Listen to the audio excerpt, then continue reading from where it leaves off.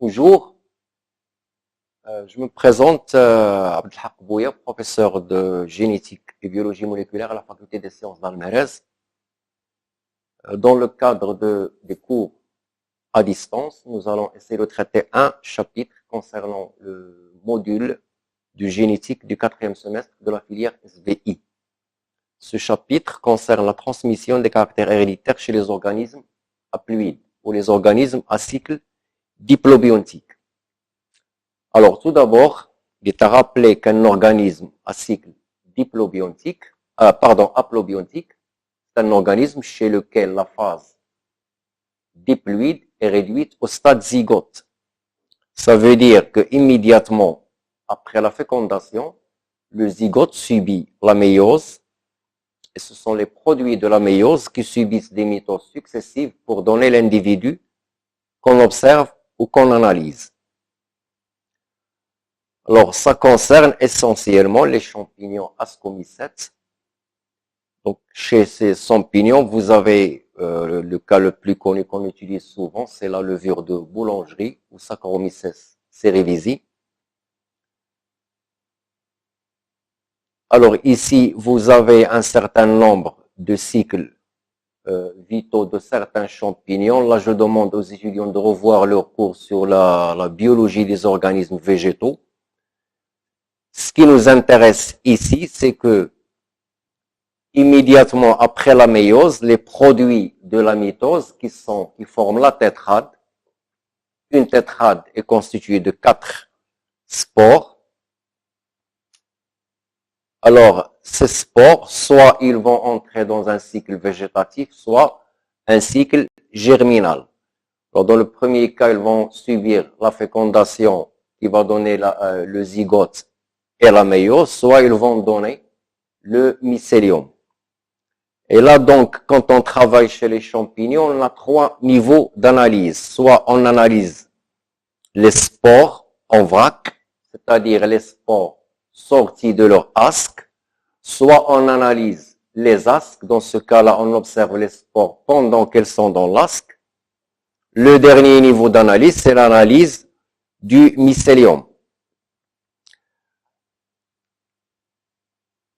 Alors, c'est intéressant de savoir que les asques issus de la méiose qui contiennent les spores se trouvent dans une structure qu'on appelle péritès. Donc, c'est de cette structure qu'on prélève soit les asques, soit les ascospores.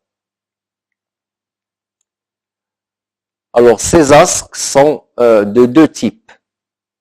Alors, on a les asques ou les tétrades ordonnées et les asques ou les tétrades désordonnées ou non ordonnées.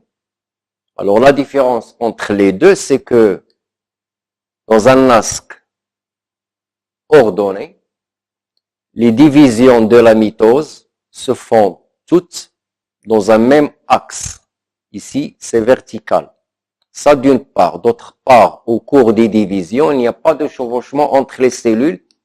Et le résultat final, c'est que la disposition des asques, des spores, dans l'asque, reflète la disposition des chromatides en stade prophase 1, comme illustré ici. Par exemple, ici, on est chez un zygote qui a 2 N chromosomes, avec un chromosome représenté en rouge, l'autre en noir. Alors, cette position, ici, en prophase 1, c'est la même que celle des spores dans l'asque. C'est pourquoi on dit que la disposition des asques reflète celle des chromatides en stade prophase 1. Et donc, dans un asque ordonné, on peut voir est-ce qu'il y a eu ou non recombinaison génétique à ce stade, selon la disposition de ces asques. Donc, comme exemple qu'on utilise souvent, qu'on cite souvent, c'est le champignon Neurospora crassa qui possède des asques ordonnés. Concernant les asques ou les tétrades désordonnés, alors là, les spores, ils ont une disposition aléatoire qui n'a rien à voir avec ce qui s'est passé en stade, en phase 1 de la méiose, et nous allons par la suite voir l'intérêt de ces asques ordonnés. Alors, il est à noter que le plus souvent, dans un asque ordonné, la tétrade, qui est le produit de la méiose, subit une mitose supplémentaire, donc qu'on appelle mitose post-méiotique.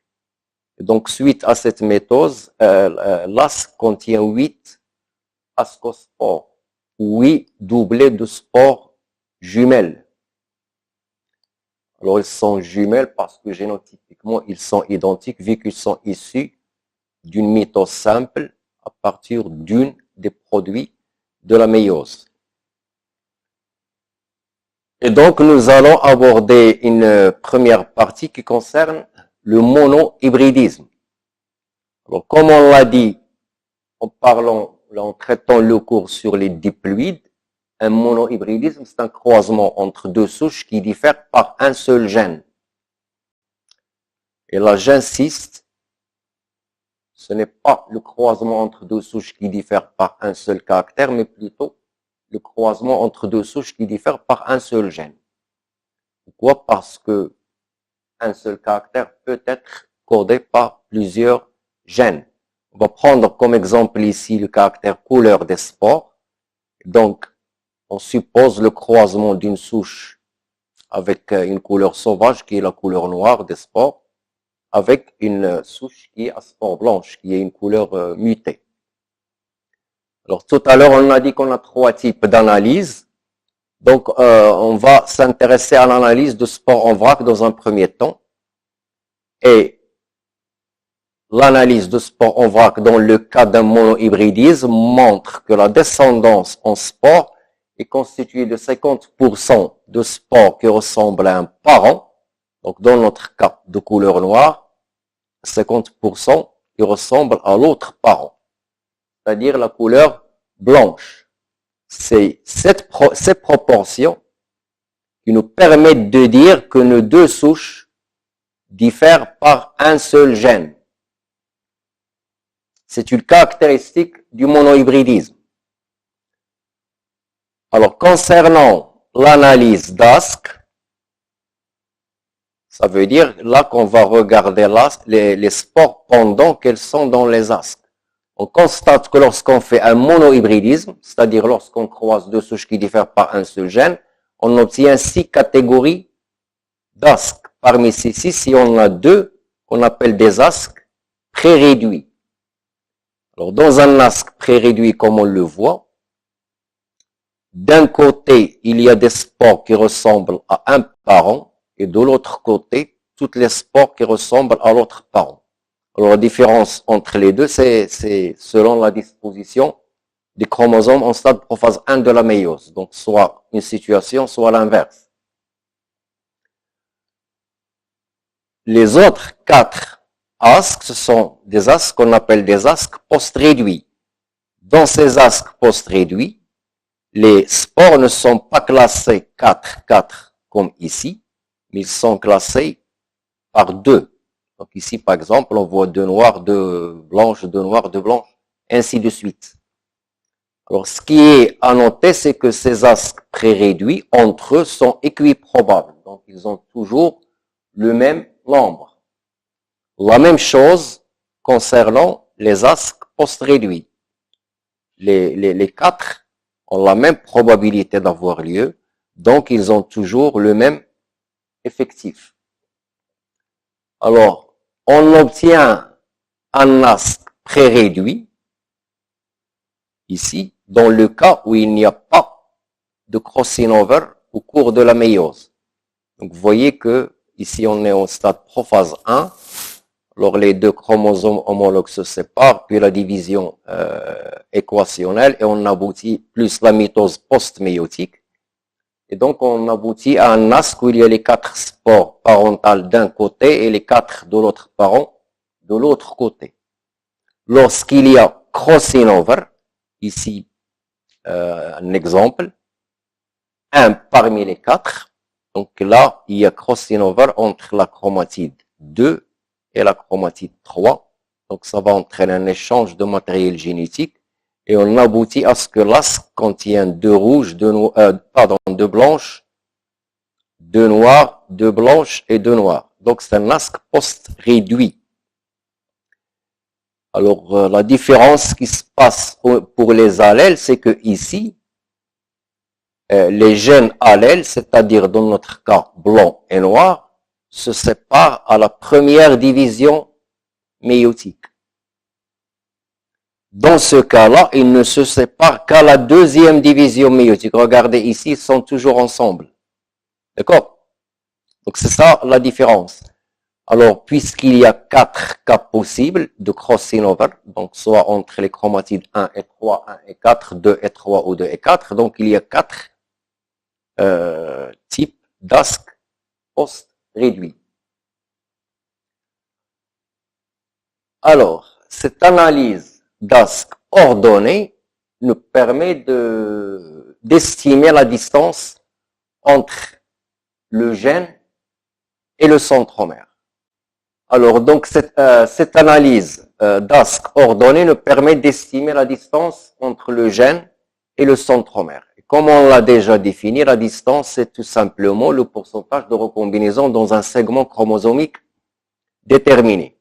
C'est-à-dire qu'on est en train d'étudier le couple d'allèles AA+, dans notre cas, c'est la couleur blanche ou noire, pour estimer cette distance qui est exprimée en centimorgans. On doit calculer le pourcentage de recombinaison dans ce segment. Ce pourcentage de recombinaison doit être calculé dans les ASC qu'on a obtenus. Ici. Donc, parmi ces ASC, il y a les ASC pré-réduits, il y a les ASC post-réduits. Alors, ce pourcentage de recombinaison en réalité, c'est calculer enfin le pourcentage des chromatides qui ont subi un crossing over. Alors, les chromatides qui ont subi un crossing over se trouvent ici. Parce que si on revient à cette image, ici, aucune chromatide n'a subi de crossing over. Ici, seulement 2 chromatides qui ont subi le crossing over. Donc, dans un ASC post-réduit, la moitié des spores contiennent une chromatide qui a subi une recombinaison, un crossing over. Donc, cette distance, c'est tout simplement le nombre d'ASC post-réduits multiplié par 4, puisqu'il y a seulement 4 spores dans un ASC post-réduit qui sont recombinés, divisé par 100, qui est la totalité des ASC, donc pré-réduits et post-réduits, multiplié par 8, parce que 8, c'est le nombre de spores total dans un ASC, fois 100. Donc, ça va donner un pourcentage qui est de 20%. Donc, puisque ce pourcentage, c'est la distance, donc la distance est égale à 20 centimorgans. Sachant que nous sommes dans un exemple où on a 60% de pré-réduction et 40% de post-réduction, ça veut dire que c'est 20, c'est 40 divisé par 2. Donc, la définition, c'est que la distance gène-centromère est égale au pourcentage de post-réduction divisé par 2. Alors, vous voyez bien que cette distance entre le gène et le centromère ne peut être calculée que par analyse d'ASC ou de tétrade ordonnée. J'insiste là-dessus, l'analyse des tétrades désordonnés ou l'analyse de spores en vrac ne permet pas de calculer la distance entre le gène et le centromère. Tout simplement parce qu'en analysant des spores en vrac, en analysant des tétrades ordonnées, on ne pourra jamais savoir quand est-ce qu'il y a eu crossing over et quand est-ce qu'il n'y a pas eu de crossing over. Alors maintenant, nous allons passer au dihybridisme. Alors le dihybridisme, comme son nom l'indique, c'est le croisement entre deux souches qui diffèrent par 2 gènes. Donc là, on aura affaire à 2 gènes et donc 2 couples d'allèles.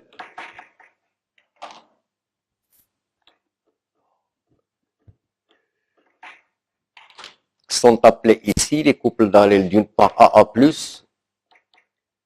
et d'autre part B B+, et donc notre croisement, c'est la souche AB, ou la A plus B+, avec la souche AB. Alors là aussi, on aura soit l'analyse de spores en vrac, soit l'analyse d'ASC. En ce qui concerne l'analyse des spores en vrac, on obtient à la descendance 4 types de spores qui ont le génotype et les phénotypes A plus B plus, AB, A plus B et AB+. Alors, ce sont tout simplement des spores d'une part qui ont des phénotypes qui ressemblent aux parents, donc ce sont des spores parentales, et des spores recombinés. Alors, avant d'arriver à ces pourcentages, il faut signaler que toujours les parentaux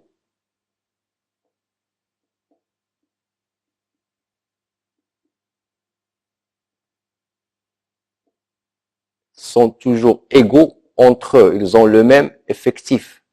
La même chose pour les recombinés.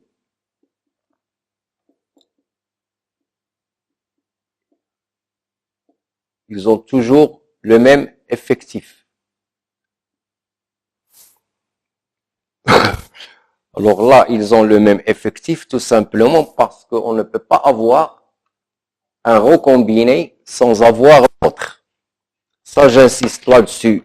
C'est très important. Donc, si on essaye de faire un petit schéma, en se plaçant en stade prophase 1 de la méiose, donc on a les deux couples d'allèles.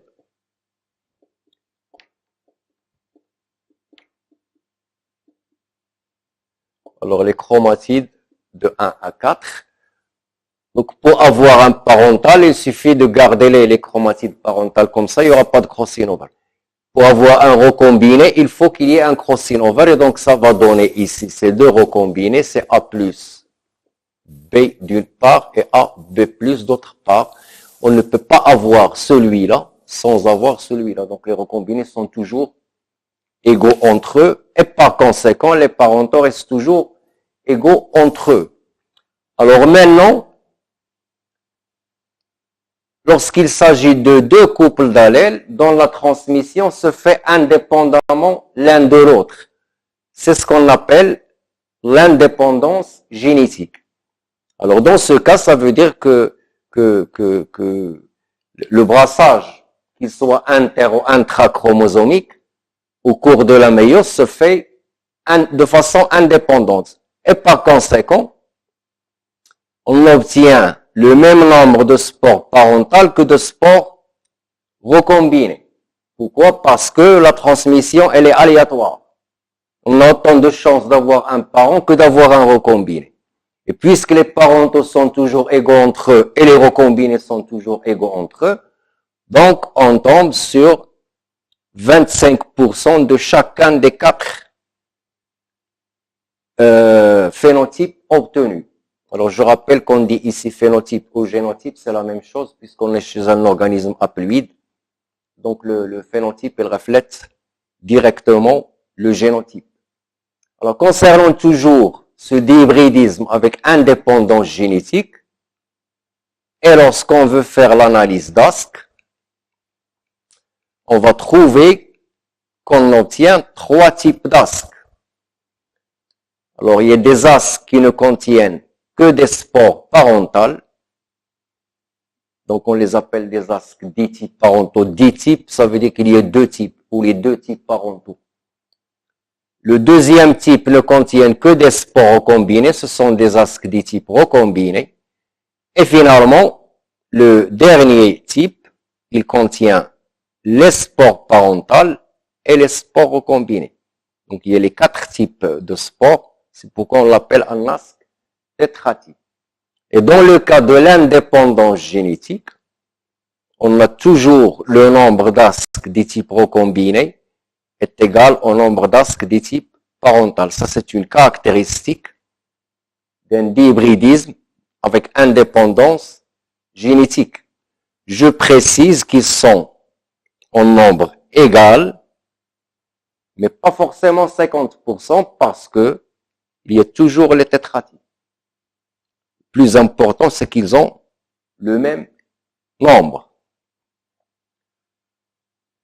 Alors, cette question d'indépendance génétique, je l'ai dit, ça veut dire que les gènes sont transmis de façon indépendante l'un de l'autre. C'est la transmission qui est indépendante. Alors, par contre, ces deux gènes qui sont génétiquement indépendants peuvent très bien exister sur un même chromosome ou sur deux chromosomes différents.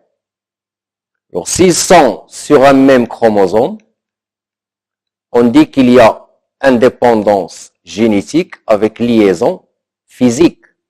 S'ils sont sur deux chromosomes différents, on dit qu'il y a indépendance génétique avec indépendance physique. Donc, si on veut schématiser les deux, ici on aura l'indépendance génétique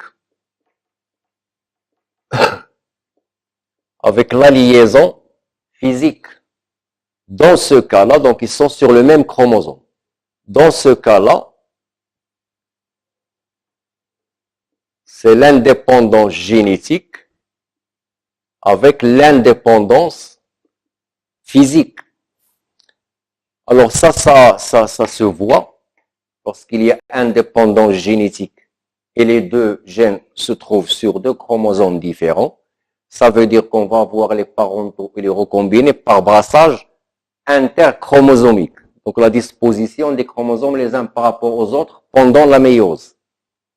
Par contre, lorsqu'il y ait liaison physique, alors là, pour qu'il y ait obtenir le recombiné, il faut qu'il y ait des crossing over. Il faut qu'il y ait recombinaison génétique. Et il faut que ces deux gènes soient tellement loin l'un de l'autre qu'ils se comportent comme s'ils étaient sur deux chromosomes différents. Alors, il y a un moyen pour différencier entre les deux cas, c'est le pourcentage des tétratypes. Alors, ce pourcentage de tétratypes nous permet de dire, dans le cas de l'indépendance génétique, est-ce qu'il y a indépendance ou liaison physique? Donc, prenons le cas de la liaison physique, c'est-à-dire ici. Donc, en stade prophase 1, on aura cela.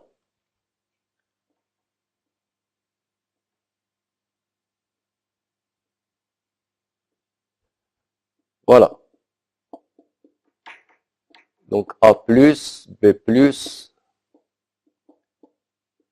et les autres, c'est AB. Alors, il faut qu'il y ait crossing over pour avoir un recombiné. Mais cette distance, elle est grande, elle est tellement grande qu'il y a tellement de crossing over que la ségrégation devient indépendante et donc on se retrouve dans l'indépendance génétique. Alors, dans le cas où ils sont situés sur le même chromosome, n'oubliez pas que la ségrégation des deux gènes, elle est aléatoire. Donc, tout ce qui va se passer ici, c'est au hasard et donc tous les cas, ils ont la même probabilité d'avoir lieu. Alors, puisqu'on s'intéresse à ce qui se passe entre A et B, on ne va pas s'intéresser à ce qui va se passer entre le couple d'allèles AA+, et le centromère. On va s'intéresser uniquement à cette région. Et donc, on va maintenir ici toujours la pré-réduction, c'est-à-dire toujours dans l'asque A+, A+, A, A. C'est ce que vous avez ici. AA++. D'accord? Et on va s'intéresser à ce qui va se passer pour le couple d'allèles BB+. Donc, pour chaque chromatide parmi les quatre, on a une probabilité d'avoir l'allèle petit b et une probabilité d'avoir l'allèle B+. Puisque c'est aléatoire, donc sur la chromatide 1, on a la même probabilité d'avoir B que d'avoir B+. Donc 50%, 50%. Si vous voulez une probabilité de 0,5, 1,5. Passons à la chromatide 2. En considérant que la chromatide 1 contient déjà l'allèle petit b, il va rester une seule fois B pour 2 et 2 fois B+, puisque si on fixe ici B, ce B+ qui était là, il est passé quelque part ici. Donc, il reste que 2 fois B+, et une fois B. Donc, 1 tiers d'avoir B et 2 tiers d'avoir B+. Alors maintenant, rassemblons les deux cas, on va tomber dans cet asque qui est AB, AB, A plus B+, A plus B+. C'est un asque dit type parental, avec une probabilité qui est égale à 1 demi fois 1 tiers, qui est égale à 1 sixième. Dans le cas où la chromatide 1 contient l'allèle B et la chromatide 2 contient l'allèle B+, on tombera sur cet asque, qui est un asque tétratype, avec une probabilité de 1 demi fois 2 tiers qui est égale à 2 sixièmes. La même chose s'applique à l'allèle B+, sur la chromatide 1 et on va avoir soit un tétratype avec cette probabilité, soit un ditype recombiné avec cette probabilité qui est de 1 sixième. Donc en totalité, on va avoir le nombre de tétratypes qu'on va obtenir, c'est la somme de ces deux, qui va donner 2 tiers. Ça veut dire 66,66%. Ça veut dire que lorsqu'on a indépendance génétique avec liaison physique, dans ce cas-là, le pourcentage de tétratypes est égal à 66,66%. Et les ditypes parentaux sont toujours égaux aux ditypes recombinés puisqu'il y a indépendance génétique. Et c'est le 1 tiers divisé par 2, donc ça va donner 1 sixième pour chacun. Voilà, ça concerne la liaison, l'indépendance génétique avec la liaison physique. Alors maintenant, lorsque les deux chromosomes sont situés sur, les deux gènes, pardon, sont situés sur deux chromosomes différents. Ça veut dire que chez le zygote, on a le couple AA+ sur un chromosome et le couple BB+ sur un autre chromosome. Donc ici, ce qui va donner les recombinés, c'est le brassage interchromosomique. Donc il y a 4 cas qui se présentent. Le premier cas, c'est ici, c'est lorsqu'il n'y a pas de crossing over, ni entre AA+ et le centromère, ni entre BB+ et le centromère. Alors dans ce cas-là, on va avoir soit des asques ditypes parentaux, soit des asques ditypes recombinés. On ne va pas avoir de tétratype. Parce que ça concerne seulement la disposition des chromosomes, ici les uns par rapport aux autres, pendant la méiose. Et donc c'est 50% chacun. Ici c'est 50% parce qu'il n'y a pas de tétratype ici. C'est 0 les tétratypes. Alors le deuxième cas, c'est lorsqu'il y a un seul crossing over entre un seul couple d'allèles et son centromère. Dans cet exemple, ici, on a pris un crossing over entre le couple d'allèles BB+ et le centromère. Et puisqu'il y a 4 cas possibles, d'accord? Donc, on va avoir ces 4 types d'asques sont tous des asques tétratypes. Donc, dans ce cas de figure, 100% des asques, ce sont des tétratypes. Alors, l'autre cas, c'est lorsqu'il y a crossing over, le troisième cas, lorsqu'il y a crossing over entre AA+ et le centromère, et il n'y a pas de crossing over ici. C'est la même chose, ça va donner aussi 100% de tétratypes. Pardon. Le dernier cas, c'est lorsqu'il y a crossing over entre AA+ et le centromère et entre BB+ et le centromère. Donc, dans ce cas-là, il y a 16 cas possibles qui sont tous équiprobables puisqu'on est dans l'indépendance génétique. Mais ici, on va représenter uniquement 4 parmi les 16. C'est-à-dire un seul cas pour AA+, avec les 4 cas pour le couple d'allèles BB+. Et donc, on aura cette combinaison avec celle-là, ça va donner un ditype parental ou un tétratype, un ditype recombiné ou aussi un tétratype. puisque je l'ai dit, tous les cas sont équiprobables, donc on va avoir 25% d'asques d'ici parentaux, 25% d'asques d'ici procombinés et 50% d'asques tétratypes. Donc, puisqu'il y a 4 cas, donc ça fait 400. La somme qu'on a ici, c'est pour 400. Quand on la remet en pourcentage, ça va donner un pourcentage qui est inférieur à 66,66%. Donc, en conclusion, lorsqu'on est dans l'indépendance génétique, et lorsque le pourcentage des tétratypes est inférieur à 60,